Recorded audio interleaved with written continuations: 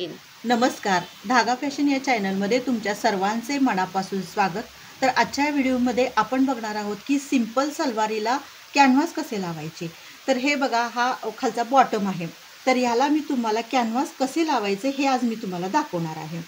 तर हे बघा, ही असे आपल्याला टेलरिंगचे साहित्य जिथे मिळते तिथे असं आपल्याला बॉटम कॅनव्हास मिळतो. असा तुम्ही बॉटम कॅनव्हास घेऊन या आणि सिंपल सलवारीला हा असा लावा. तर हे बघा, ही पूर्ण सलवार मी कटिंग करून घेतलेली आहे. आता तुम्हाला मी कॅनव्हास लावायचं कसं हे दाखवते. तर हे बघा, पूर्ण उंचीमध्ये मी 4 इंच एक्स्ट्रा बॉटमसाठी घेतलेला आहे, म्हणजे आपल्याला दुसरा जोड द्यावा लागणार नाही. हे आतल्या साईडनं पूर्ण असं कॅनव्हास असा ठेवून घ्या आणि असा एक फोल्ड करून घ्या.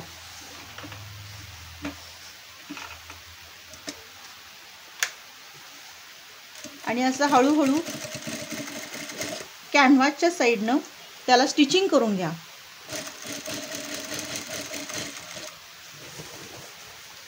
पूर्ण असा आतल्या साईडला ठेवा आणि कापड वरती येऊ दे त्याच्या.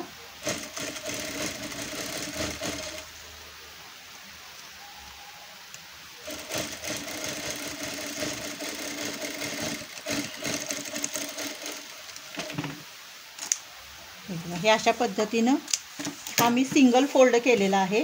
आता आपण डबल फोल्ड करूया. हे असा डबल फोल्ड.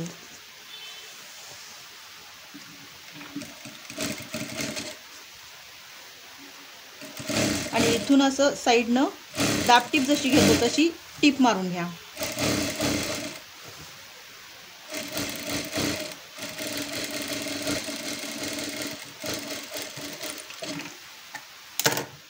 हे बघा, हे असं जोडून तयार झालेलं आहे.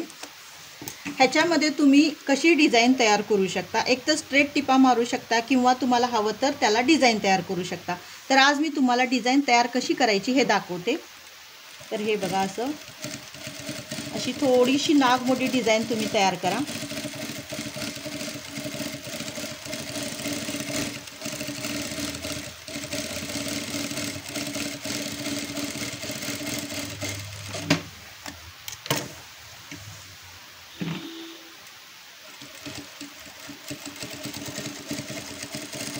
हे बघा, अशी छान दिसते डिझाईन पण तयार केली तर आपण त्याच्यामध्ये. प्लेन ठेवण्यापेक्षा जरा डिझाईन असले की जरा लुक पण चांगला येतो.